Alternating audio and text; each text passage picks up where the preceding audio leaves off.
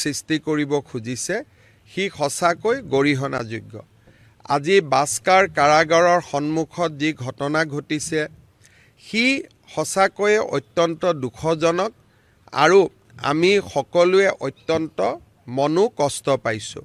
কাৰণ অসমৰ দৰে এখন সভ্য দেশত বা ভাৰতৰ দৰে এখন সভ্য দেশত ন্যায় প্ৰদানৰ প্ৰক্ৰিয়া সম্পূৰ্ণ কৰাৰ বাবে আদালতৰ ওপৰত আমি সদায় আমাৰ বিশ্বাস ৰাখিবই লাগিব।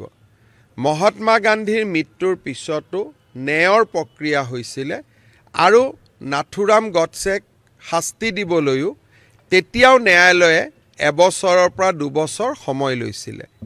ৰাজীৱ গান্ধীৰ মৃত্যুৱে হওক, ইন্দিৰা গান্ধীৰ মৃত্যুৱে হওক, প্ৰত্যেকটো ঘটনাৰ শাস্তি ন্যায়িক প্ৰক্ৰিয়াৰ মাজেৰে হৈছিলে।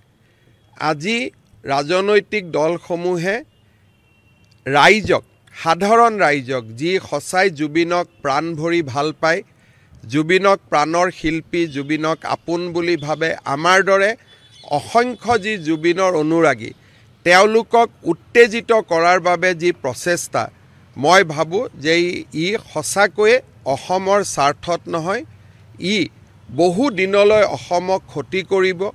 CA আন্দোলনে যেনেকৈ অসমক বহু দিনলৈ ক্ষতি কৰিছিল, এই ব্যৱস্থাটোৱে অসমক বহু দিনলৈ ক্ষতি কৰিব। মই ৰাইজক আহ্বান জনাম যে যাৰ ৰাজনৈতিক উদ্দেশ্য আছে তেওঁলোকক ৰাজনীতি কৰিব দিয়ক, কিন্তু সাধাৰণ জনতাই ন্যায়ালয়ৰ ওপৰত বিশ্বাস ৰখা উচিত আৰু অসম পুলিচে নিৰ্ধাৰিত সময়ত তদন্ত শেষ কৰি ন্যায়ালয়ৰ সন্মুখলৈ জুবিনৰ ঘটনাত দোষী সকলোকে ন্যায়ালয়ৰ সন্মুখলৈ লৈ যাব।